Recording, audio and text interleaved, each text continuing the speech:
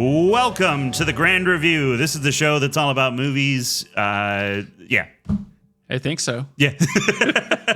I'm your host, and due to a series of sunburns, I'm known as the Neapolitan Man. Garrett Ray joining me. It's the mole man of movies because he'll dig down into stuff you've never even heard of. It's Andy Delia. Yes, thank you. Welcome to the show, everybody. Welcome. All right. So we're going to talk about a movie, but if you've never joined us before, basically here's how it works. We're going to do spoiler-free right up front for you. Then we'll get into spoilers. Don't worry. We'll warn you when we get into that. And then after that, we'll get into movie news, and you can find out what's going on in the industry. There will be time codes in the show notes down below, so you can always jump around wherever you want. And if you want to listen to the whole thing, may God have mercy on your soul. So this week... No, actually, thank you. Because if you have that much patience to deal with both of us, God love you. Yeah. We have to deal with each other. So. I know. Like we're every week, I close my eyes, I'm at home, relaxing, I open them, I'm back here. And I'm like, wait. That's me on a daily basis because I work here. Because you work here. All righty. So this week we are talking about the Fantastic Four, the First Steps. First Steps. First Steps, not the First Steps. Drop the. It's much cooler. Whatever. Facebook joke. Fun. Okay. So 2025 superhero film. This is directed by Matt Shakman. Now, if you're not familiar with Matt Shakman's filmography, that would be because no one is. So he did a movie called Cut Bank in 2014, but he's done a lot more TV than he's done. Yeah, he did WandaVision. Yeah, so he did WandaVision. Yeah. He's done some directing on Psych, which is one of my favorite shows, done some directing on House MD. So he has a huge history of doing stuff for television, but including Welcome to Chippendales. I forgot he did that one. Yeah, and Monarch Legacy of Monsters. He directed 2 episodes of that. So, but yeah, so this is only his second feature film, and it's his first one he's done in 11 years.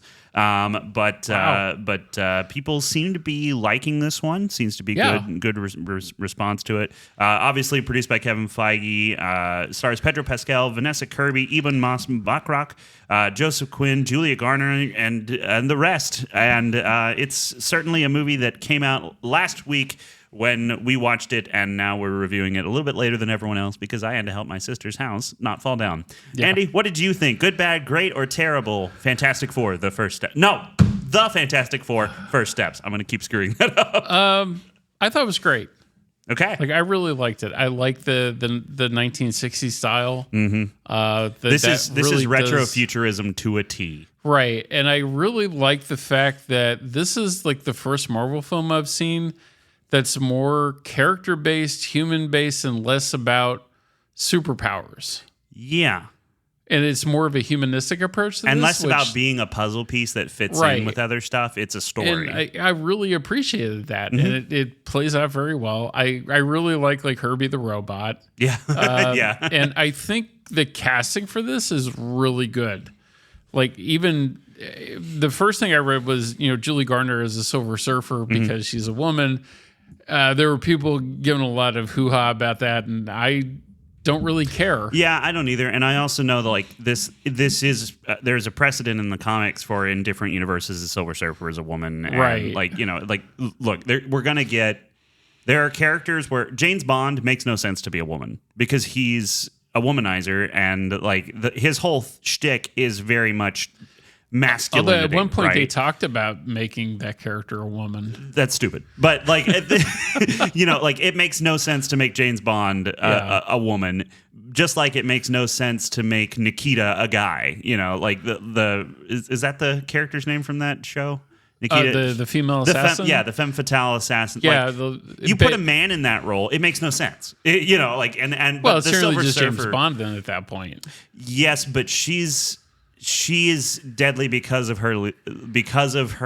I still like Luc Besson was the one that did the film La Femme Nikita. That was the one that started everything. And then there's the American version that really sucks called Point of No Return with Jane. I wasn't even thinking about that. I was thinking about Fonda. The CW show. Ew, Jane Fonda. Yeah, it's really bad. Traitor. Like it's an insult to Luc Besson. And Jane Fonda is an insult to Americans because she sided with Vietnam. M. Perlow, I think is how you pronounce her last name. And it's really sad for me to say that because I actually worked on a movie with her. like she was the original female assassin. And she's really good. And the movie that I worked on in my hometown was Innocent Blood, which is like a kind of shticky vampire film, but it's really cool. Like it's like mobster vampires. That's fun. And John Landis did it. So it is a lot. Frank Oz has a cameo in it. It's really fun. cool. Yeah, that's cool. Yes, but yeah, I just really enjoyed this. Yeah, I thought that it was it definitely has a very different tone to like Superman, and I think between the two, I like Superman just a little bit more. I do because too. of the tone of it.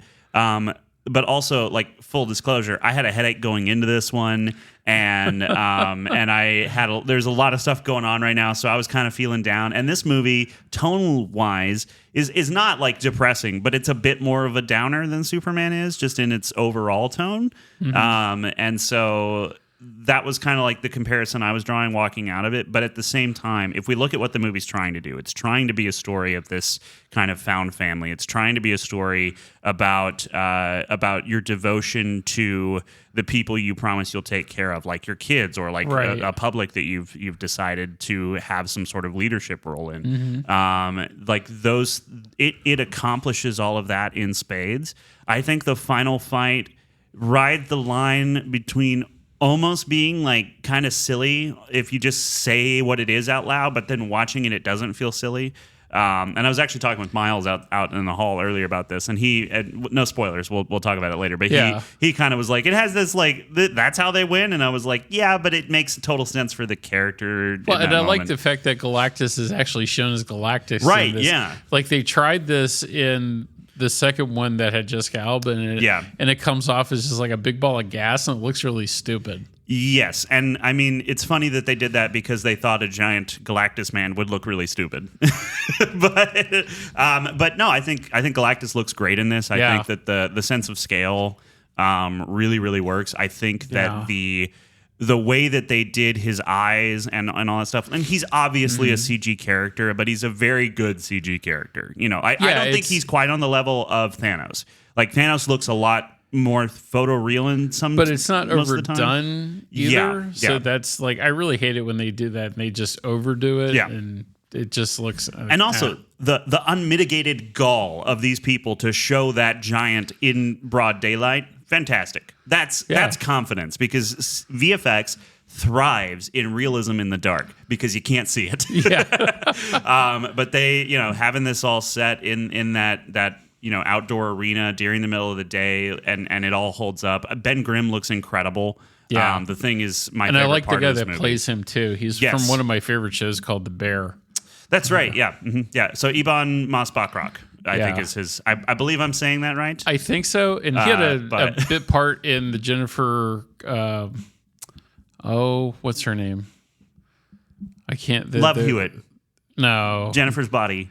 No. Jennifer Lee. No. Stewart. The one that played Mystique in the First Class films. Oh, Jennifer Lawrence. Jennifer Lawrence. Yes, thank you.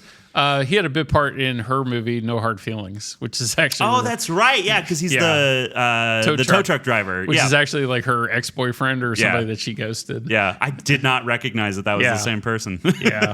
And the Bear's a really good show too. Yeah, I haven't started the latest season of that, but I just haven't gone to start it yet because my sister's house was falling down. So. Well, I like Philip. Oh. I can't think of the main character's name. I'm having like brain farts left and right this week. Should I find a fart button on here? Every time you pause, I can just like. No. Oh, that's not what I want either. Yeah, that's not what you wanted. Okay. Perfect. Jeremy Allen White. Jeremy Allen White. Yeah, correct. It's going to be Springsteen. Gosh, you're smart. And Deliver Me From Nowhere in October. That I really want to see. I know you could care less. No, deliver me from having to see that movie, please. I do want to say, just overall, like the feeling of this movie really does. Like I said, it clings to that retrofuturism, and Miles actually brought up while I was, and I hadn't thought about this while watching the movie, but Miles out in the hallway brought up that. The way that they actually spoke, like the vernacular they used and everything, was period appropriate too. Right. This, and even like the whole thing with making to have anybody pick up on the story, they made it look like the Ed Sullivan Show. Yes. And that was really cool, and too. I actually found out today that that's actually a major part of the Fantastic Four in the comics is their relation with the media and stuff. And so they are treated like, like these celebrities and stuff, which is kind of different from how most of the Marvel characters we've looked at have been viewed, because the regular Marvel universe is kind of a Debbie Downer. And this one takes place in a separate reality. Obviously, that's going to merge together at some point. But I enjoyed that for Marvel, style and tone-wise, this is a big swing. Like, is it the biggest departure in the world? No, it's not like they went full DC, extended universe or whatever. But this is a huge departure from, if you look at Thunderbolts, for instance, that is absolutely a movie that is, it's a perfect example of the old guard. And Fantastic Four is not. Right. It is a completely different tone, as much as Marvel would ever allow anything to be. And I think that it is a step in the right direction for them to allow it to not always fit in this perfect little box they created. Is this the beginning of Phase 5? I actually think it's the beginning of Phase 6. Okay. Let me find out. Because I know the spoiler leads to, or the secret scene at the beginning of the credits leads to the bigger thing, which I'm not going to say now. Yeah, so this is technically the official beginning of Phase 6. So Phase 5 was, I believe, started with Ant-Man and the Wasp: Quantumania. And Phase 5 was not really the only one that I really liked Guardians was Shang-Chi. I did like Shang-Chi. I thought that was cool. I thought it was fine. But I think that actually technically was part of Phase 4. Oh, okay. So Phase 5 was Quantumania, Guardians of the Galaxy Volume 3, which you liked. Yeah, I did. The Marvels, which no one I saw. hated.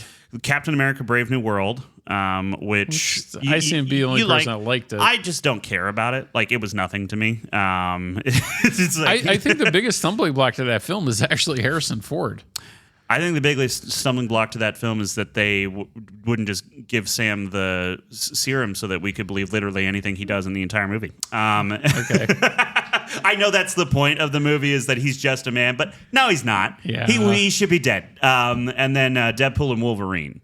So the phase also includes series Secret Invasion, Loki Season 2, Echo, Agatha All Along, and Ironheart. Phase 5 concludes with Thunderbolts, and so that's everything that was Phase 5. According to Google's AI overview, which we shouldn't trust, and I hate. So, but I didn't use Wikipedia. But yeah, overall, I think that the tone of this movie is a huge swing, and it lands. I do, if I have any criticism, it's that certain parts of the movie do feel a little like they're relying on montage to get through a bunch of information pretty quickly. Mm-hmm. I don't know how else you do that to get through that amount of information without making the movie 4 hours long. Yeah. But it is one of those things that I think I just liked it so much that I wanted more of those characters interacting. So when they speed through some stuff, I'm like, oh. So and it's hard not to like Pedro Pascal too.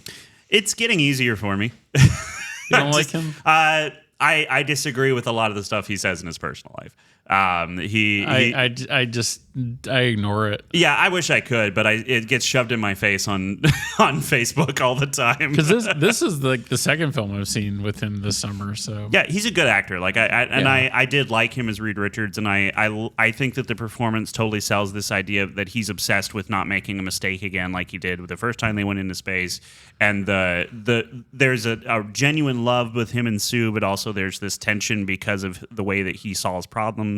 And it like they have this one moment that really does just sell like an actual couple having a hard time during the middle of something, and it's great. And I like that Johnny Storm is not just an airhead. Although I love Chris Evans in that first one because he's exactly what they were trying to do. He's about the only thing I liked from the original ones. Yeah, but Joseph Quinn does a great job with this. He's very likable, and I enjoyed knowing that him and Ben Grimm, like everyone there is smart enough to contribute to the team. Right. And they're, him going through and decoding Oh well, I can't say that until spoilers. But Yeah. all of them have a role to play that's important to the team, and it really does have that family feel. And I enjoyed the heck out of that. So I think I have to give it a great. I mean, I don't really have a lot of complaints about it. And retrofuturism, that whole design language is a cheat code to get me to like anything. It tickles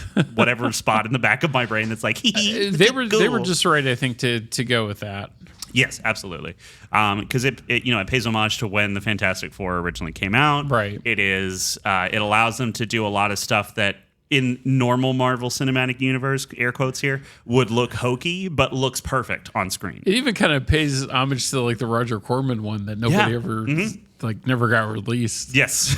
Yeah, there's so many little Easter eggs and stuff in here. I'm sure I missed 95% of them. Yeah, I kind of need to see it again too to catch all of them. Yeah, I want to just take a day and go see this in Superman again and just enjoy myself because they're both good. So I think that's a full-on recommend from us. Yeah, definitely. And I can't believe I'm saying that about a Marvel movie or anything Marvel after Agatha All Along came out. I never saw that. Dude, I saw just enough of it to be like, I actually hate the MCU now, and I have no interest in this. I liked WandaVision. I thought WandaVision was actually pretty cool. I was totally in on WandaVision. But I didn't like the Marvels. I didn't even watch the whole thing of the Marvels. I watched like 40 minutes of it, and I turned it off. Watch any of it. I just didn't. You did not miss anything. Didn't even start it. I was like, eh. And my whole thing was, it was very, for what I saw, it was very confusing because it jumped around so much. Mm-hmm. Like you couldn't tell where you were, what was going on. It was just too confusing for me. So I was like, and a lot of the characters in that were just kind of annoying. I don't like Captain Marvel as a character in the MCU. I think she's just kind of a frustrating person to watch. And I know that, come for me in the comments. Yes, misogyny, blah, blah, blah. I like plenty of other female characters in the MCU. It's Carol Danvers. Julie I don't Gardner. like Carol Danvers at all. Like Julie Gardner as Silver Surfer. Yes, I thought that was a really, and I do still like the Silver Surfer from like 2007 or whatever it was more. Was that Doug Jones? I can't remember. I don't think it was. so. Yeah. And that like Julie Garner is like hardworking because we saw her earlier, like way earlier in the year with Wolfman, which you and I were the only ones that saw and she liked was it. Great in that. And then she's in Weapons coming out in a couple weeks. It was Doug Jones. Oh, it was? Yeah, that's one of my favorite Doug Jones performances because it is. The best thing I still think to see Doug Jones in is Pan's Labyrinth. I have not seen Pan's Labyrinth. You should. I said Pan's Labyrinth. Well, because that's another, like, I really like Guillermo del Toro's Spanish-speaking, like, fantasy movies. Yeah. Like, I like Devil's Backbone a lot. It's a really cool, like, ghost story. And it's not heavy-handed, but it's just creepy enough. Yeah. And the one that I just, Pan's Labyrinth is very much in line with that, too. Gotcha. And the interesting thing about Pan's Labyrinth was the gunfire that you see in that film, because it's set during the Spanish Civil War, is not real because they couldn't fire even dummy rounds in the forest that they were shooting in. Yeah, absolutely. So it's kind of interesting. Well, something that they probably should have done on a couple other movies that are never going to come out. Thanks, Rust. No, Rust is out. Is it out? Rust got released in limited release a couple of weeks ago, and I think it's on streaming somewhere. I had no idea. Because I know Amanda in the office watched it, and she said it was okay. Yeah. She said for all the hype around it wasn't that good, but I mean, it didn't have. I said hype or just bad press. Yeah, bad press is all it was. But I would kind of want to see it because I do like westerns. So I'm still a sucker for him because I grew up with him. Like I love him, but anyway, Fantastic Four. I think First Steps is a good movie. And because you're going to be running out of options here in a couple of weeks. That's true.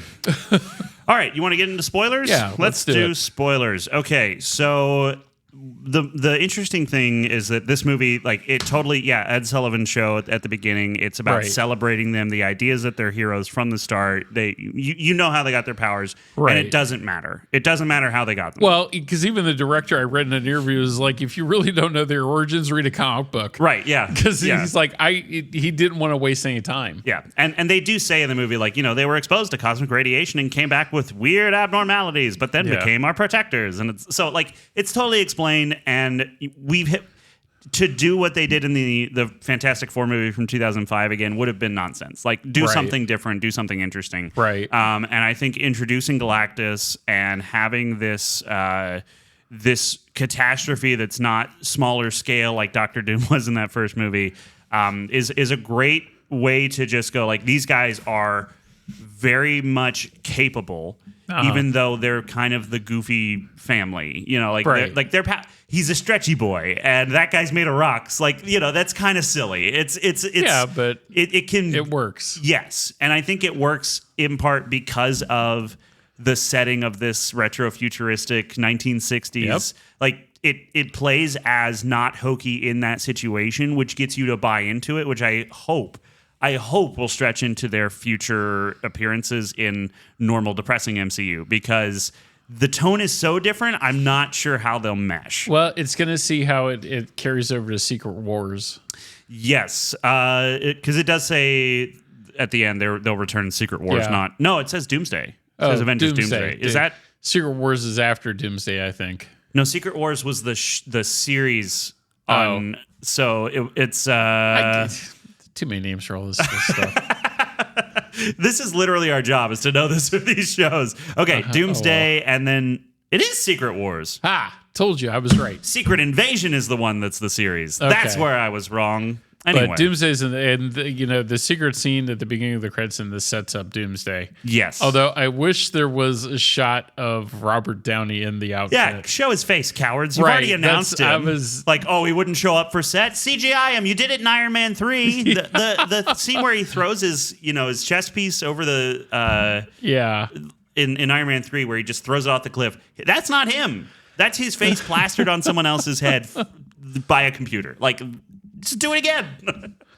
but yeah, I'm a little apprehensive about how that tone will carry over into the rest of Phase 6, and I hope beyond hope that they have just said, like, look, we have all these characters, but we need to tonally shift everything a little bit to be more in line with this, because this is different and feels fresh, right? In a way that Thunderbolts, as much as I really enjoy that movie and think it's good, Thunderbolts was not fresh in that way. It was feeling like leftover Phase 4, right? And that's a shame, because I do still like that movie, and it has a lot of stuff I like. Yeah.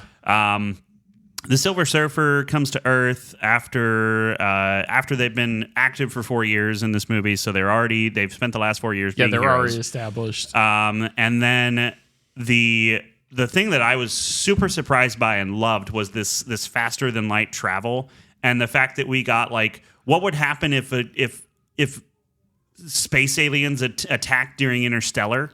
Like, we get that, and it's insane that they go to that length just on their first outing with the Fantastic Four. They're not trying to establish, like, them heroes on Earth. They're just like, there is space travel and Galactus and all this stuff. They just go freaking heckin' straight through the window and out into outer space. They're not trying to keep it grounded in that way, but it is grounded in the sense of, like, Reed Richards has made this possible because he's smarter than Tony Stark. He's smarter than all these. I think there was one. Was it the pregnancy test that was Stark branded? Yeah, it was. Like, they've got all these little things. And so, like, in this universe, Reed Richards is smart and Stark is pumping out pregnancy tests, which are like $1 a piece. And so, I like that they kind of set the hierarchical structure there of genius. Right. But yeah, once all the stuff in space looks fantastic. Yeah. Seeing the Galactus destroy the one planet that they're just watching and, like, we need to go back to Earth and figure this out. Yeah, because they immediately are outclassed and go, we have no idea how to solve this problem. And giving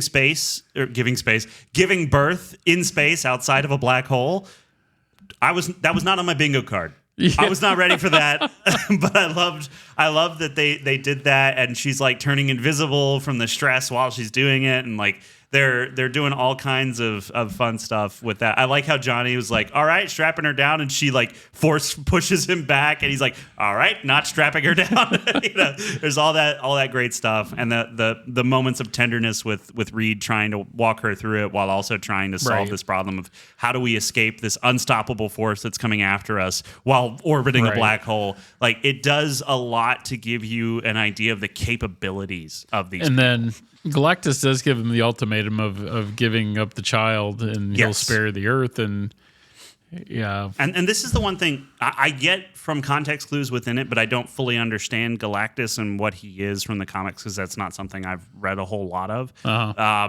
He has an eternal hunger. He destroys planets and sucks them into his back through some tubes. And then the child possesses the power cosmic, which I did look up. Right. And can take his role as the World Eater. Why does that have to exist? Why can't Galactus just die? I don't. Well, because like lineage, there has to be somebody to carry that on. Why? Why do we need to eat planets? What's the point? You always got to have a bad guy in comic books. That's. I guess so, but it just like they don't explain why he can't just stop and die. Yeah. I guess he can't, but I'm drawing an inference from him. Well, because saying they even tried to do this that in the final battle. Like Reed starts unscrewing those plugs in his back, and because their plan doesn't go according to plan. No, not at all. Because the whole plan that they're coming up with is they're actually going to move Earth out of Galactus's way where they can't find it, and that didn't work because Silver Surfer comes along, destroys all of their teleporters. I love that idea, though. That idea that they present of like he's been working on teleportation, and now the only way to do this is to bring the whole world together with a bunch of teleporting systems all around the world to literally move it through time and space. Right. That's such a cool idea, and then for it to fail is such a great way to push them to like, you're screwed. This is the darkest hour. The only thing you can do is put your child up at risk. That's such a good script move. Like that is textbook. Like, hey, we're gonna find a way out of this. We're gonna do this final push, and then the darkest hour, everything falls apart, and you have to come together, or everything is lost. Right. It's great. It's really good. Yeah, I agree. Yeah, Silver Surfer just going across the world, going pew, pew, pew, blowing stuff up. That was so cool. Yeah, I love that, and how fast she must have been going to do that. Well, and even like the retro computer look on that with like the 8-bit. And how that looks. The fact that they have those headsets on that look like call center, like from switchboard operator kind of stuff. Yeah, I loved all of that. It too. And then we get to the part where Miles pointed out that it seemed a little silly. Galactus fails because he gets pushed real good. And thank you for pointing that out, Miles, because you did make me laugh. But I like the story beat that's there with Sue.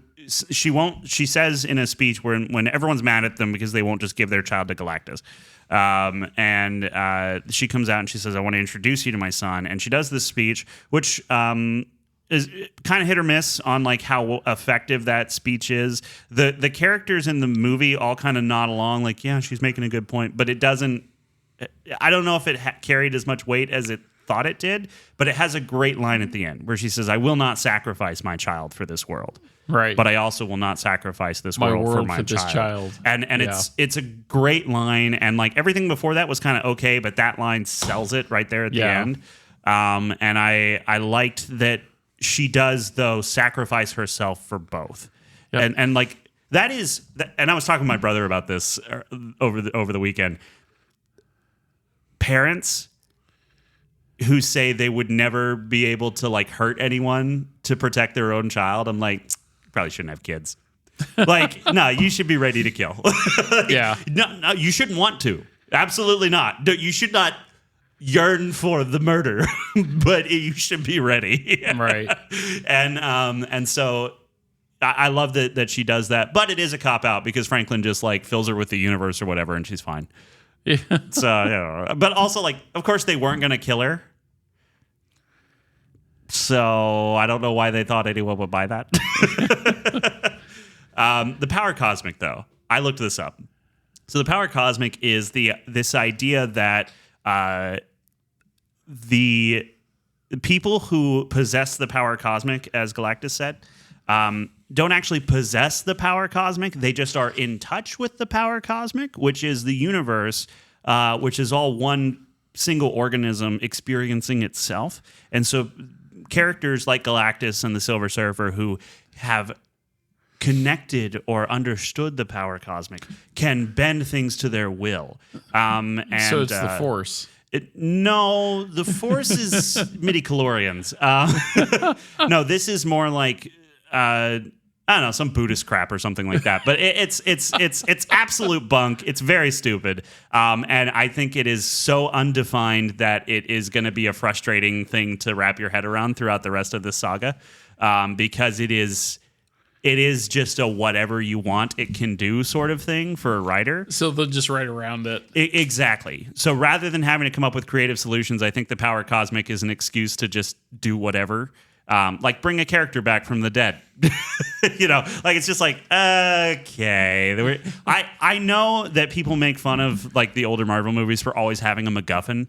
But a MacGuffin has rules. It has laws. It has a container it's in. Like that I'm fine with that. This is a McMuffin. It's just non-nutritional, and you're gonna die. Is sausage or Canadian bacon? Yes. Why not both? Because it's just whatever. And I know that's like a nitpick, but it is a very large crux of this entire universe moving forward.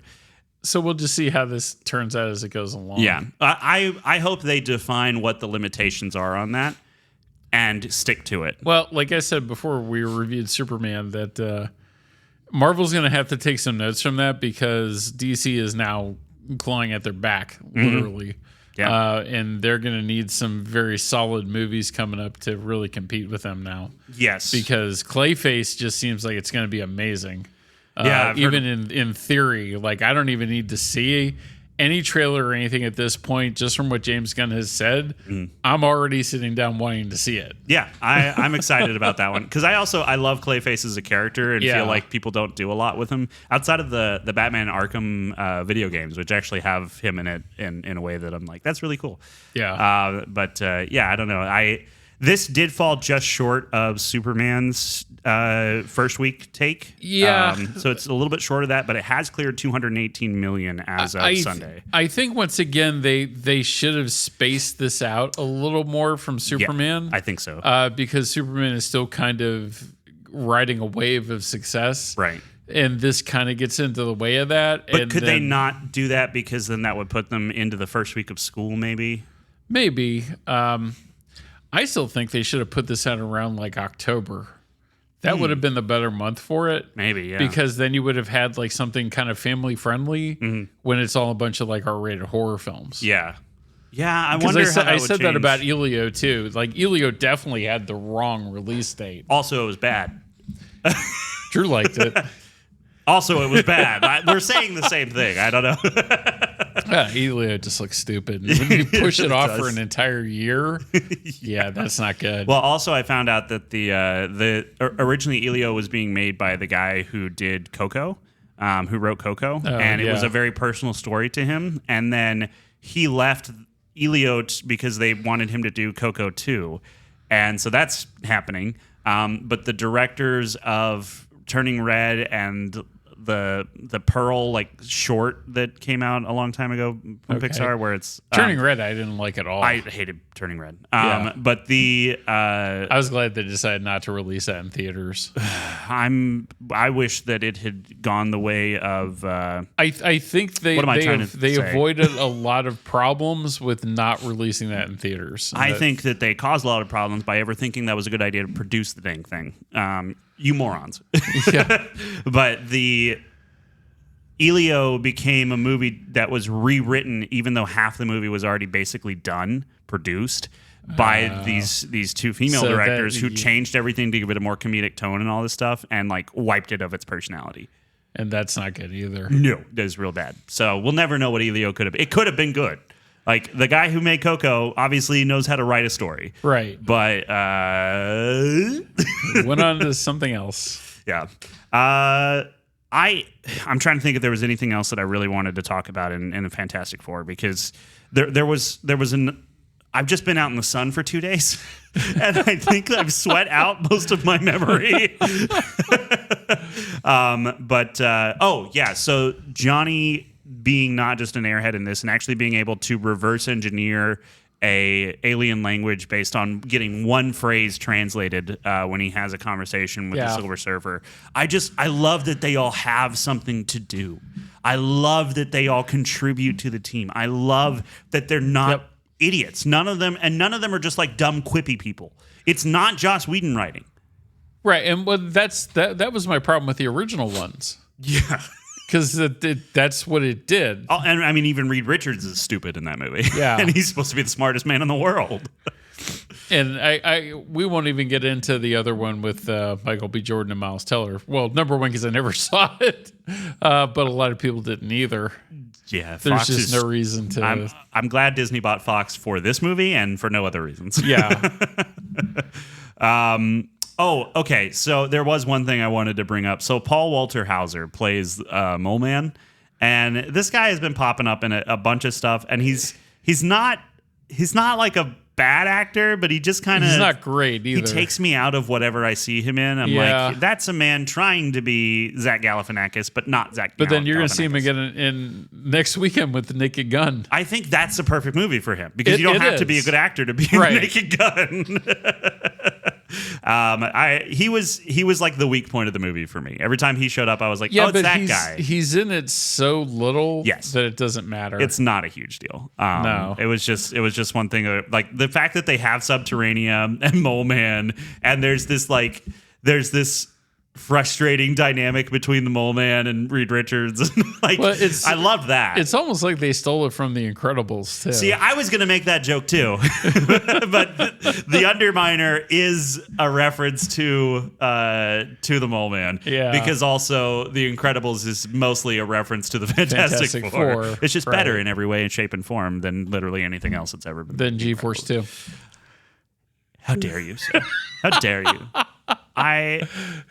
Garrett just like stopped dead in his tracks. It's awesome. Yeah, because I'm trying not to kill you, Andy. How dare you speak ill of G-Force 2, the movie that will definitely happen. Not in our lifetime. Again, how dare you? So I think that the final fight is probably the only place we really get to see like Reed Richards on full display. Yeah. Doing Mr. Fantastic stretchy boy things. I like that he has limits, because Galactus tries to stretch him out and he's like very much hitting his limits. Yeah. And that he falls like a little rubber band flopping in the wind. They don't do a whole lot with that either, like throughout the entire film, and they don't go overboard with it. I think it's because it looks silly. Even in this movie, it looks pretty much the same as it did in 2005, but with better texture. Yes. That's really the only difference. And I think that's because stretchy powers look ridiculous. There's no way around it. That's why they never made Plastic Man into a film. Yeah, because it doesn't work in live action. It just feels silly. But they do it, I would say, tastefully. It's tasteful stretchiness. Okay. I think that it works for the most part.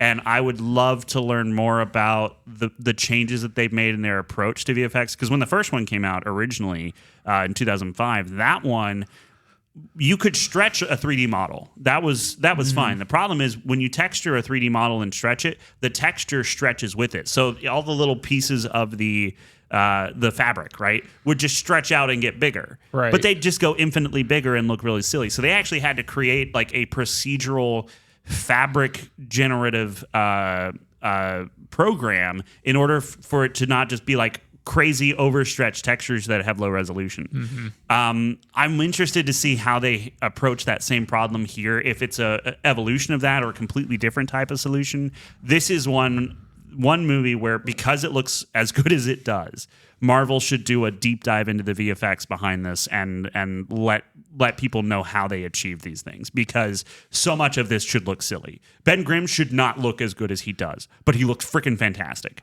Right. And that was not on purpose. The director had like the perfect voice. Yes. Yeah. Yeah. He's so affable and like likable. It's oh wait, are you talking about Ben Grimm for the actor for the voice? Or, Yes. Okay. Yeah. He's so likable Yeah. the whole way through.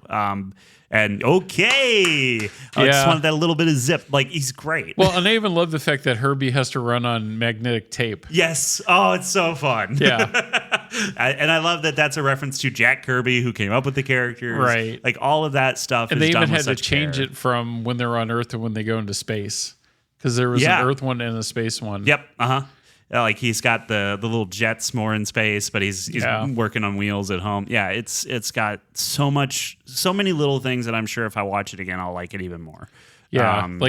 Jessica loved it. Yeah, I'm glad. Like so this is her favorite like superhero film that she's seen. Really? Solely for the fact that it's more character, more story based, and less like special effects. Yeah. And she really like appreciates that. And it's funny because like I would say that it's just as much or more special effects than most things we've seen this year, but it doesn't feel like it because of that grounding in character.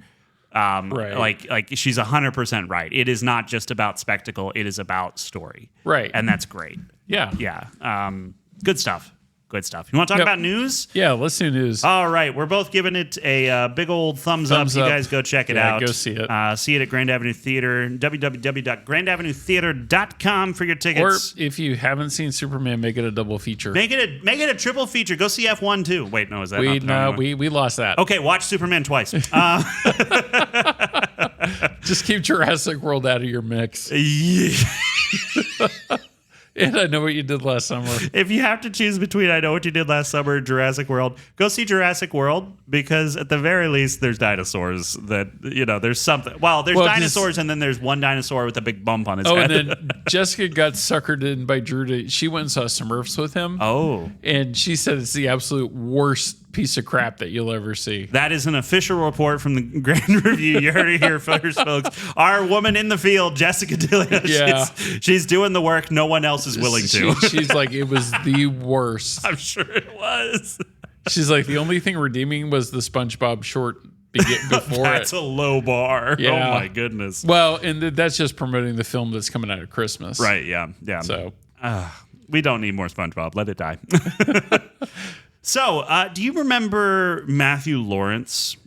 Yeah. So Matthew Lawrence, he was talking at San Diego Comic-Con. There was a lot of stuff that happened at Comic-Con, but I'm going to be honest, I was looking through the news. Not a bunch of it was all that interesting. So you may have some stuff that I forgot to. Yeah, some of it. Well, the main thing, I sent you the text message yesterday because I knew you were going to be jumping up and down for joy at that one. Coyote versus Acme is back, baby. Yeah. It's coming out next August. Is that correct? No, this August. This August. Wait, is it? I thought that's... Hold on. Hold on. Let me look at the text message I sent you. This says summer 2026. Oh, yeah. okay. So it'll be coming out year. August 28th, 2026. I thought it was coming out in a couple weeks. I was like... Yeah, I'd love that, but apparently not. So that's fine. That's fine. As long as it comes out, that's all I want. I just want to see Will Forte interacting with a cartoon fox the way that they did in Who Framed Roger Rabbit. That's all I want. Right. Just give me that. Whenever it comes, I'm fine. Well, they sold it to the same company that put out The Day the Earth Blew Up. Mm-hmm. Yeah. And Toxic Avenger. Boy, they sure are just going through Warner Brothers barrels and being like, you guys want this? Were you going to eat that? No? Okay, half-eaten burger? I'll take it. Because, obviously Warner Brothers doesn't have any faith in it, so... Yeah, well, I think they're wrong because it sounds awesome. and Will Forte is 110% just like, I need this movie to come out. I put so much heart into this, and so did everyone else. Although, I liked him in Strays. I never saw it, and I'm definitely not seeing Fixed. Yeah, the trailer that I sent you and Jessica that, and both of you were like, ugh.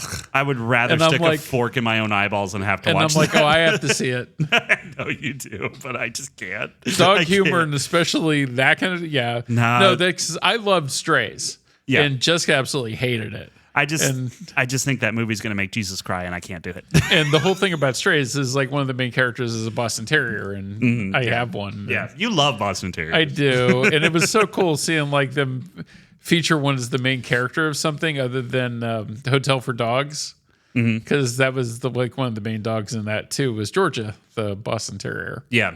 Yep. So man, I remember when that movie. I was in high school. I think, when I that was movie came running out. a theater in Orange, Texas. All right, so some of us are a little further behind than others. Now, this is where you got to rub it in.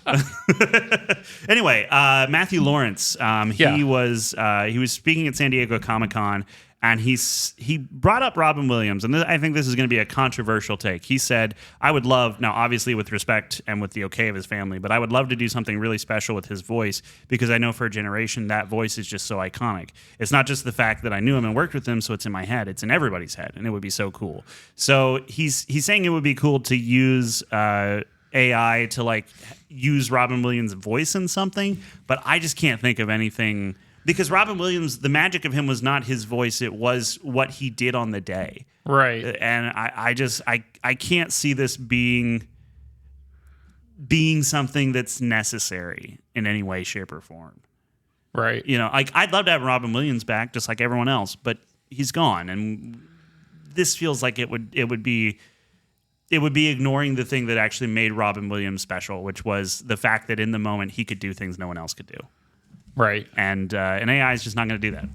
Nope. So let us know your thoughts on that. You can find us on Facebook and Instagram at Grand Review Pod. Do you think Robin Williams should be brought back from the dead using a generative AI voice? If you do, why? If you don't, yeah. So Catch Up Entertainment, we already covered this, but Catch Up Entertainment bought Coyote versus Acme. It's coming out next year. Yep. F1 is going to be re-released in IMAX after the company saw an all-time high in profits this year. Yeah, so it's the new Oppenheimer for IMAX. Mm-hmm. Yep, it's they're just gonna get it back out there, and apparently they also did a special when they did the special release of Sinners. That went well. Yeah, that did way better than anybody anticipated. Yeah, and it was a good movie. It's too bad that it's got some weirdo stuff in it that just is like. The more I thought about it, the more I'm like, I can't ever actually watch that again. It's got some anti-truth stuff to it. Like I still like. I definitely want to see it again. I like it. I want to see it again. I'm not saying I don't want to watch it. I'm saying I don't think morally I can justify doing it again now that I know what's in it. And it's definitely one of the best things that Michael P. Jordan has done. Yeah, absolutely. Outside of Fan Stick, which he was perfect in. Yeah, and I still like the first one. I still like the first one he did, Fruitville Station.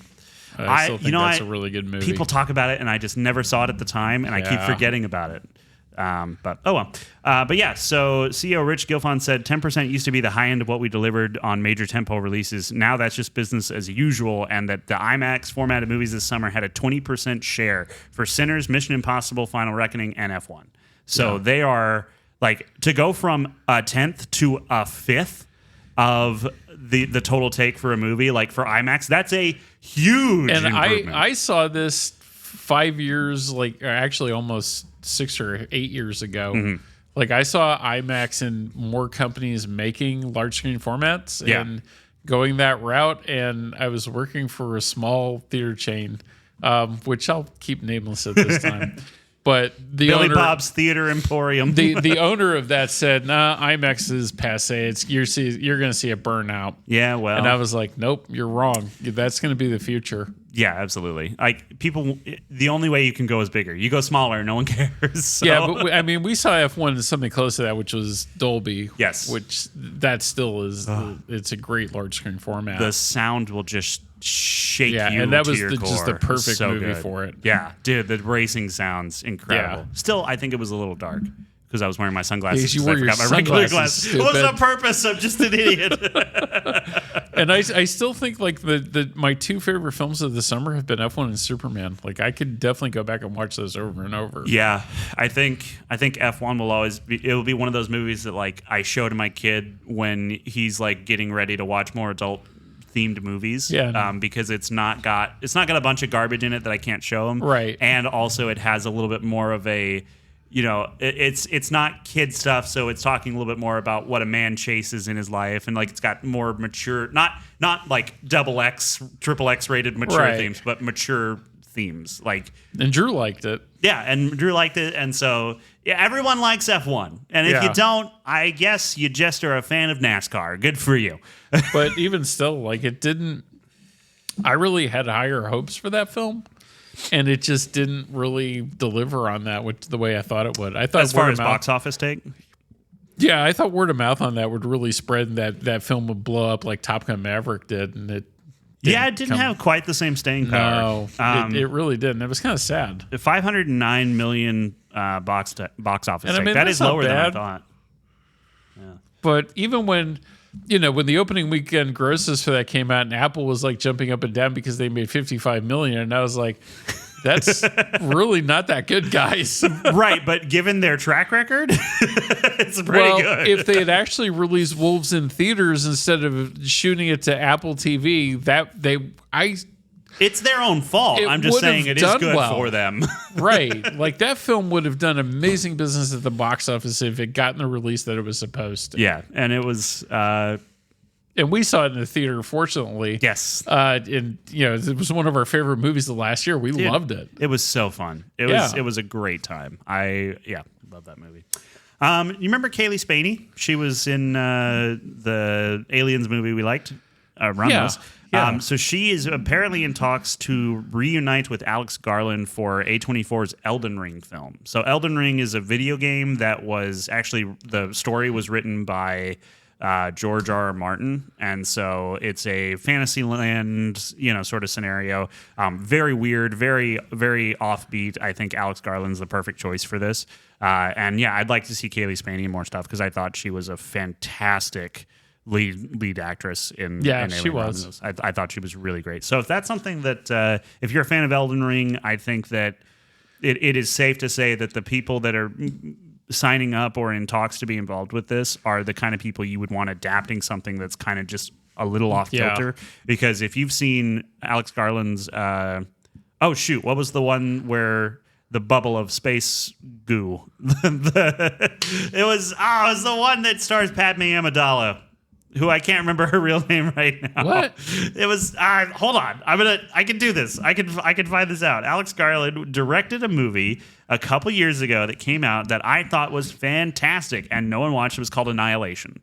Oh, yeah. Annihilation. With Natalie Portman. That's the one. That's definitely one of the most thinking man science fiction films that you'll ever see. Yeah. And it's great. I love that movie. Yeah, so did I. And Elden Ring is not the same as that, but it's weird like that. Because that was the second film he directed after Ex Machina. Mm-hmm. And Ex Machina I absolutely loved. Dude, I thought it's that so was good. Great. So good. Yeah. And it was just uncomfortable sitting in the theater when I saw that. Because it was all like these old guys in trench coats. Oh, no. Because, in all honesty, the marketing ploy for Ex Machina was, a guy having sex with a robot. So it attracted a certain crowd. And then there's me. So if you went into separate yourself out from that. Why don't you? I will. I like a good science fiction story. And there seemed to be more to what they were showing, and yes. I was 100% right. And it 100% delivers on being something more than this. Yeah. And it's got a great twist ending. Mm-hmm. That's a good movie. Yeah. So is Annihilation. I don't understand Annihilation as much as I'd like to, but it's a good movie. You have to see it a couple of times. Well, I understand that it's about the nature of being and what makes you an individual, and are we a part of this greater ecosystem or are we separate from it, and what happens when those walls are broken down. It's I get the themes. I don't understand what it's saying. And then Alex Garland went on to Civil War I really liked, and Warfare this year too that I really liked. Yeah. He those were back to back swinging and then far. he wrote 28 Years Later. Yes, fantastic movie. Yeah, both really good. Liked. Too many penises, but very good movie. Okay, so enough silly stuff though. Let's talk about something serious because Air Bud Returns is coming out. There's going to be a 15th installment of the franchise coming out in the summer of 2026. And you know what? I don't care, and I want this more than anything now. I don't know why. I don't even like the Air Bud movies, but in my childhood, Air Bud was just this wonderful, nice thing you could watch anytime. I hate those movies. In a statement, Robert Vance, who's directing this movie, said, Air Bud Returns isn't just another sequel or remake. It's a unique story. This movie will engage nostalgic Air Bud fans while introducing a new generation to the beloved basketball-playing golden retriever, Buddy. It builds upon the legacy of the OG Air Bud with all the fun, the magic, heartwarming scenes, and Buddy playing basketball. More than anything, it's a deeply human story about a dog and a boy, centered on themes of adaptation, redemption, and teamwork. Adaptation really threw me off there. Those weird pauses were because I was trying to figure out what this was adapted from, but what he means is adapting to your situation. Okay. I'm so stupid. But yeah, they're whatever, they're making it. Air Bud Entertainment is apparently a company that works on just purely Air Bud movies. So, Jamie Lee Curtis says that there is a Murder, She Wrote reboot movie in the works. Yeah, that's been in the works for a while. Okay, yeah. And I think she owns it. Oh, really? So that's like she's going to be, I think the character was Jessica Fletcher. That's correct, yeah. Yeah, because I did watch like a couple of the Angela Lansbury when it was a big show among old people. Angela Lansbury is a treat, though. Like, you can't not love Angela Lansbury. But it was particularly old people that watched that show. Well, I've been old on the inside, so it's no surprise I've seen it. Or, Madlock and Andy Griffith. Yeah, I've actually never seen Andy Griffith. I've seen some of the like clips people would share around, like, we used to be a proper country. And they're right. But like... I still think Andy Griffith did a film called Waitress. It was the last thing that he did before he died. And unfortunately, the woman that directed that, who I really liked too, she released that film and then she was murdered. Oh no! By like a stalking fan. Yeah, oh, no. She was an actress before she directed Waitress, and it's got Kerry Russell in it. And it's a really great little movie. Like, there's no big story to it. It's very simple, but it has a lot of heart. Yeah, and Nathan Fillion's in it too. Really? As the town doctor. Yeah. And it's just a great little movie. But he's got like the best part in that because he is like what I thought he was in real life, is this real crotchety old man that comes in that he has to have his table setting like a certain way. He knows exactly, like, they don't even give him the menu. He knows exactly what wants to order every day that he comes in there. Yeah. And it's just, I like that movie. Yeah. I'll check that out. I'll put that on the list because that sounds like a good one. That sounds like the kind of thing that, like, similar to Stranger Than Fiction and stuff like that, where it's like there's this story that's it's really focused on the person and how, like, I love that kind of stuff. I guess you could say, Andy, that that age-old thing called storytelling, I'm a fan of. I don't know if you've ever heard of it. It's fantastic, though. Of course. But, so Jamie Lee Curtis said, it's happening. We're a minute away, but, I'm very excited. But I'm tamping down my enthusiasm until we start shooting. I have a couple other things to hustle, but then I'll get to enjoy that work. She's got to do press for Freakier Friday. Yeah. That's it's 2 weeks movie that's happening. Future Resident Evil director Zach Kreger has never seen the other Resident Evil movies, and I think that's fine. Probably a good. They're bad movies. Is it Paul W.S. Anderson that directs those? Yeah. Well, the first one's okay. It's not great. The second one was probably the one that I thought was the best out of any of them, Apocalypse. And I've never played the game, so I have nothing to compare it to. But after Apocalypse, they go bad fast. Yeah. To like the last couple that they made, I don't think I even watched, just because Milla Jovovich in bad CGI and bad acting. And it just gets worse. And somehow, like, so he did Monster Hunter about 5 years ago. Yeah. Nobody cared about that. That's the theater I was working at the time, opening day, first show. We had 5 people go into that. No. Half hour after it started, they came back, all wanted their money back. No! Yeah. That's incredibly bad. And I think he's gone lower. Have you seen the trailer for Into the Lost Lands? Yeah, which is on Hulu now. Yeah. Yeah. The trailer made me actually, like, want to never see a movie again. Because I thought, if this is what we're doing... Here, no. And I just laughed. No. Because I was like, are you nuts? It looks awful. Right. It's got Batista in it. It looks terrible. I couldn't get over how bad the green screen was. Oh, yeah. Like, there's not a single shot in that whole trailer. In the trailer, which is supposed to be the best bits. The selling part of I didn't believe they were on top of a train hanging over a canyon. I believe they were sitting on top of a blue box in a blue room while someone went, I don't know, we'll fix it in post. I think they should just get Bruce Campbell back and do the Briscoe County Jr. the movie. I think they should just stop. Just get rid of Paul W.S. Anderson. Let him retire. He's made enough stuff. I'm not even going to call them movies. But if Uwe Boll can make another film, so can he. Yeah, but Uwe Boll's scary, so I'm not going to stop him. Benedict Cumberbatch says something that I'm sure you'll agree with. He says, it's a grossly wasteful industry. Think about set builds that aren't recycled. Think about transport. Think about food. Think about housing, but also light and energy. The amount of wattage you need to create daylight and consistent light in a studio environment. It's a lot of energy. And I like that guy. So he said, going back to responsibility and resourcefulness and sustainability, it's just like, what am I doing? I could feed a family with the amount I'm eating. And look, man, you're the one who sets your writer. You could tell them to just deliver a bunch of like Walmart steaks to your room and just eat that for lunch every day. That's on you. But yeah, like this is because like that's what my wife and I do now. We go and we buy steaks and eat for less money than when we were eating out at McDonald's. Right. That's what Jessica and I do. Like and steak is so good. Oh yeah, man. Have you heard about steak? It makes chicken nuggets look like pieces of cardboard because that's they what they are. Watch Super Size Me 2 that Morgan Spurlock did, where he was attacking the chicken industry. Ooh. Oh yeah, there's some scary stuff there. Yeah. But anyway, yeah, he's talking about pushing a green initiative and not giving the crew plastic bottles. You get, if you're in the middle of a desert and you can't get glass bottles there, fair enough. But we're in the 21st century. I don't know what that means. That seems like a nothing burger of a statement. What if you can get plastic bottles out to the middle of the desert? You could also probably get glass bottles out there, couldn't you? Like if you're going to fly them out either way, who are you going to recycle them with? Well, you just do what they did in The Gods Must Be Crazy.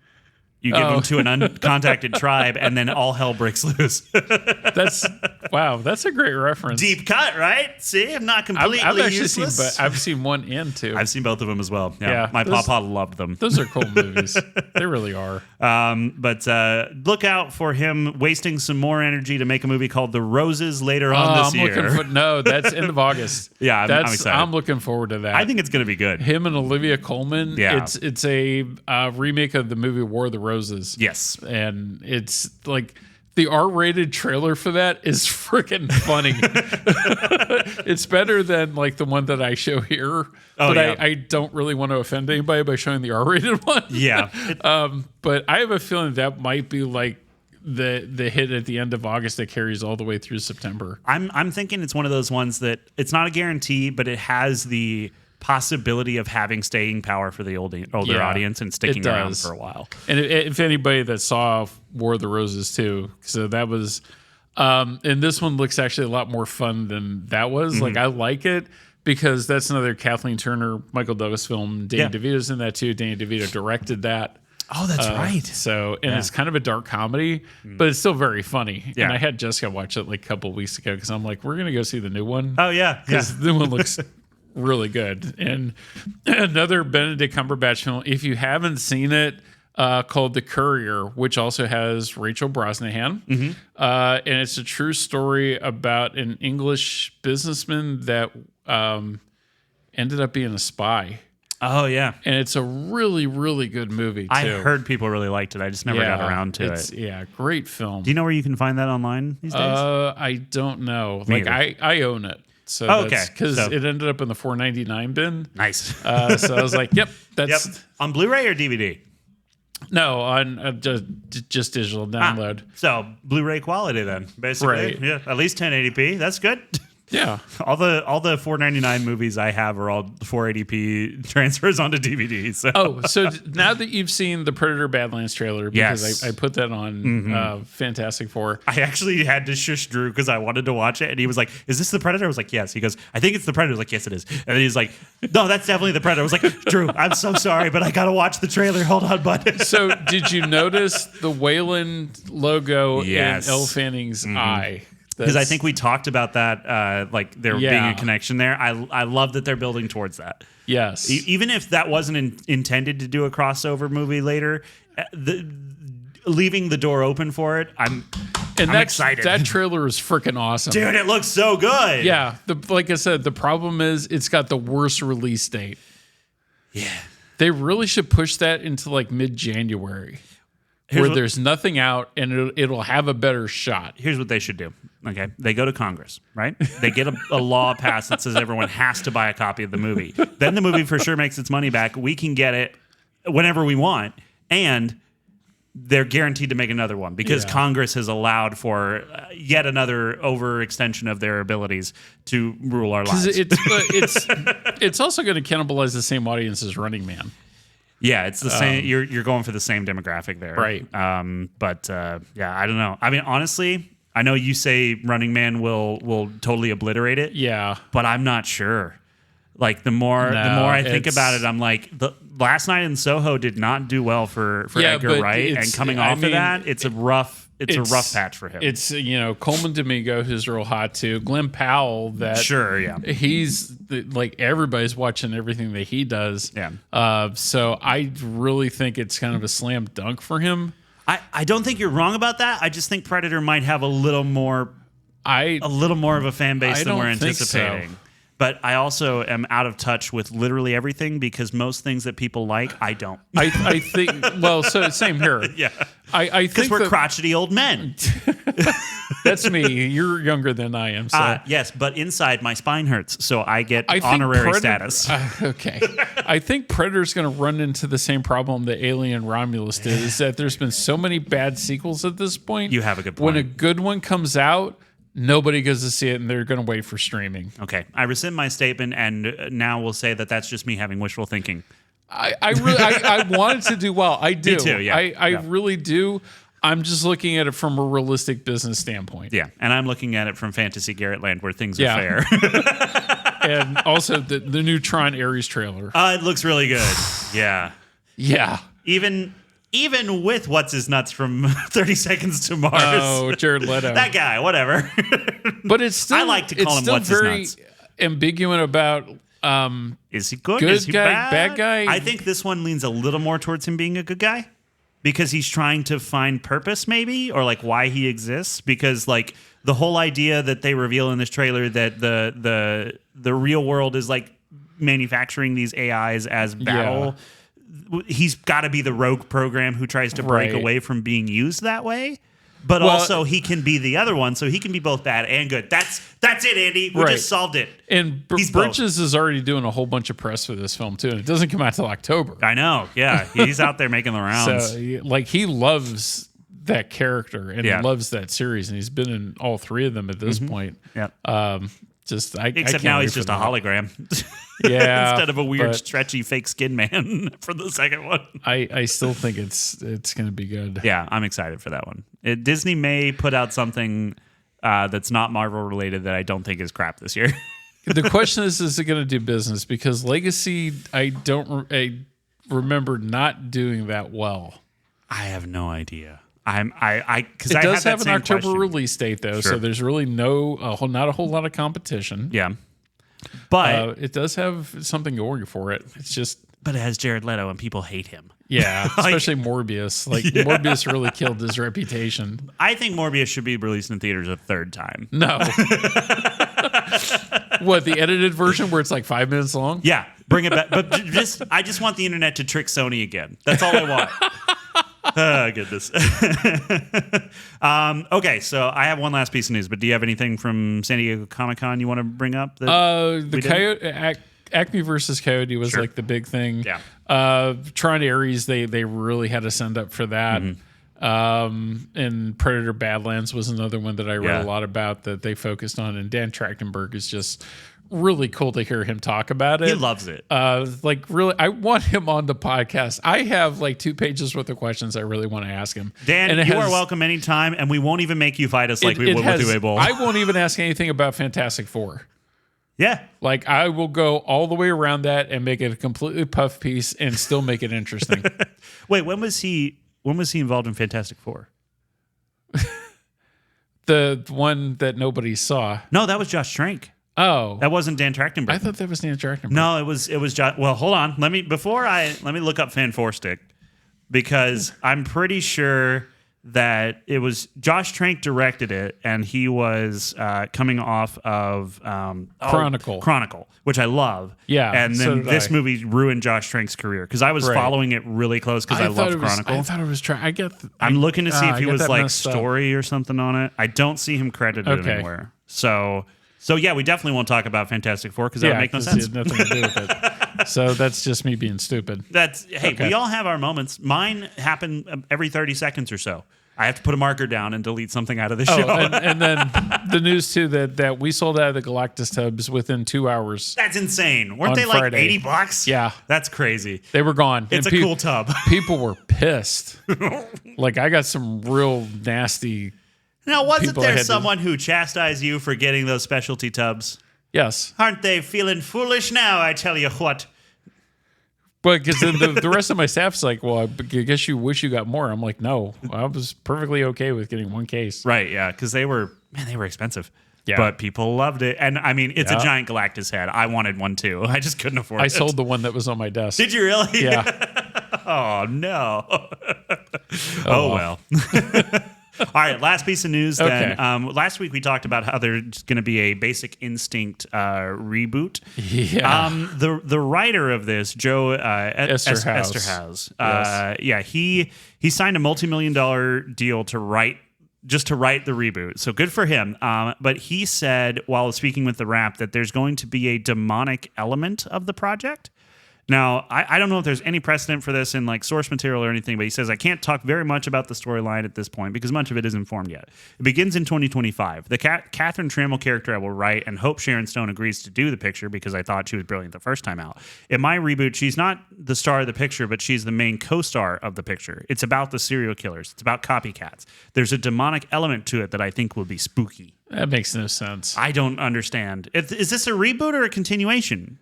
I thought it was a reboot. That was the first thing that I had read. Because if it's a copycat, if it's about serial killers and copycats, then that's not a reboot. That's a continuation from whence it came with her. So Sharon Stone is too old to be doing this kind of movies anymore. If they do the same famous shot, everyone's going to be like, no. Yeah, no. Put that away. Yeah. Well, because that movie really... there was a big debate on if that should have been NC-17 or not. And also whether or not it actually happened. Because at the time, you couldn't go back and just rewatch it real easy. It wasn't until home release people could verify that by pausing it. It is there, though, right? Yeah. Oh, okay. I mean, it is a sexual psychotic story. Sure, yeah. And it's not a bad movie. Like, it's probably... one of the better things that Paul Verhoeven did. Mm-hmm. I still like RoboCop. I have a hard time not liking that. Didn't he do Starship Troopers too? He did. I hate that movie. You really? Yeah. Did you try to take it seriously or did you see it as satire? No, I saw it as satire. Okay, still hate it. I read the book. Yeah. And it's nothing like the book. And most of the time I can forgive it. Uh-huh. But it was just I just thought it was ridiculous. Okay. Because the one thing I was going to say is like if you didn't when you originally saw it, if you didn't see it as satire and you were taking it too seriously, then it doesn't work at all. I don't love it, but it just comes off as RoboCop again. It's set up the same way that RoboCop is. Yeah, but like turned up just a little bit more. it's just a little bit more goofy. Yeah. And I don't like Denise Richards. I never have.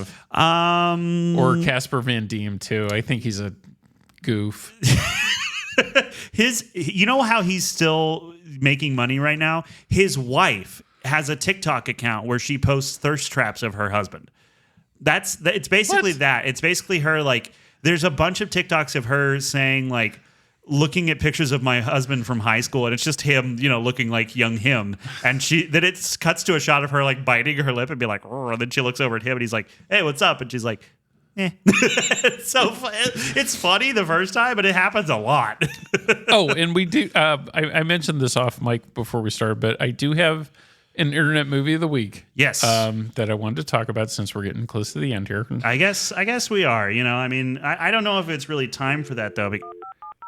Oh wait. No, I guess it is. That's the sound of dial-up, so it must be the time for the internet movie of the week. Okay, so this is available on Netflix, and it's called The Penguin Lessons. And I know it sounds like a ridiculous title. It's got Steve Coogan. Sony Pictures Classic put this out a couple months ago, actually. And it's a true story about a British school teacher that goes to Argentina in 1975. The country is very war-torn and under a dictatorship. Secret police are running rampant. Like, they just abduct people off the streets for no reason. So it's a very grim time. And this is very different for Steve Coogan. Like, he's done some serious films like 24-Hour Party People, which I really do like that because it deals with factory records and the Manchester music scene that I absolutely love and I still do. But he's a teacher.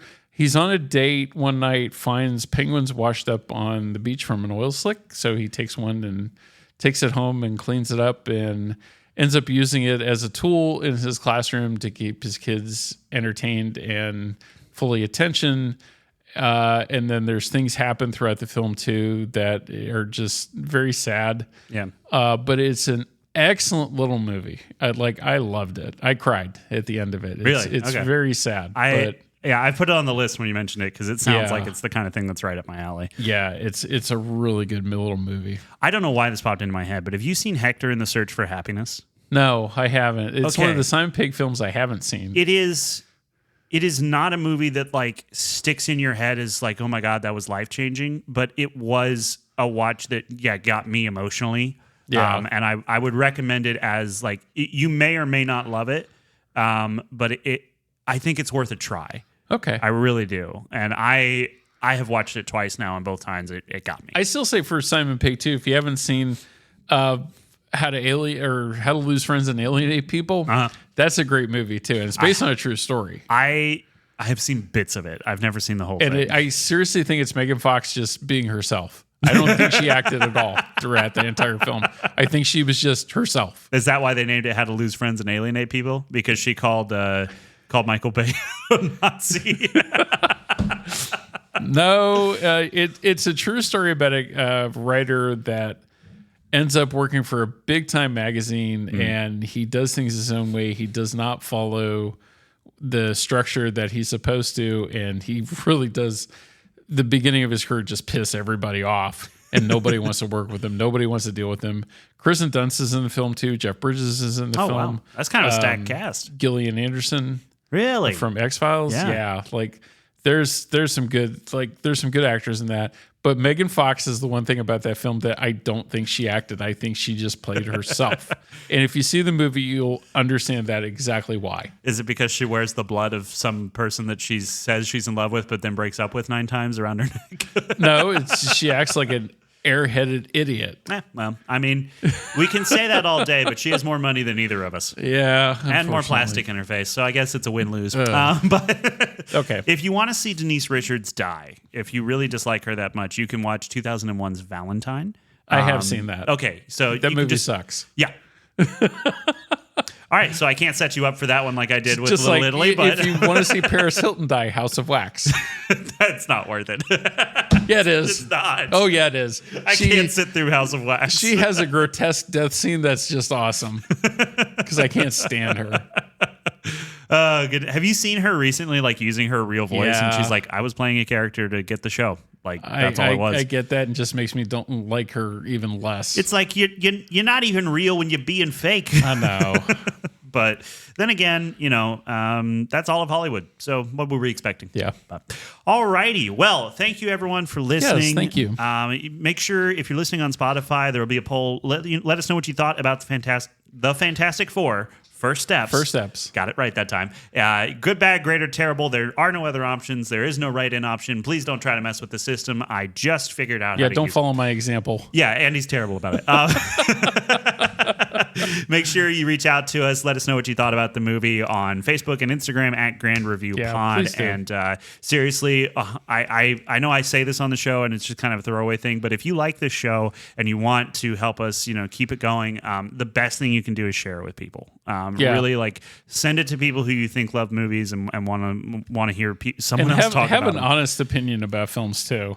Yeah, absolutely. I mean, like we're not getting paid by the studios to do this, so we're not getting paid by anybody. I'm actually losing money every month. But we love doing the show, and we do. Yeah, we want this to be a place where people can go to listen to movie reviews that is, for the most part, as much as we can, family friendly. We talk about stuff that's more mature, but we try to talk about it in a way where I still anyone want to do can a listen. live podcast one time. Yeah, live podcast would be great at some point. We just need to get more than 8 people in the audience.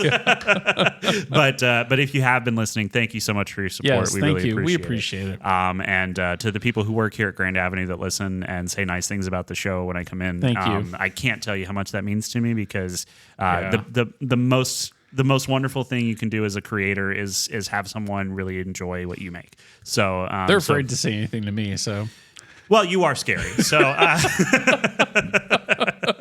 all righty. Well, I guess that brings us to the end of the show, which means there's only one thing left to say, and that is, we'll see you at the movies. Bye. Bye, y'all.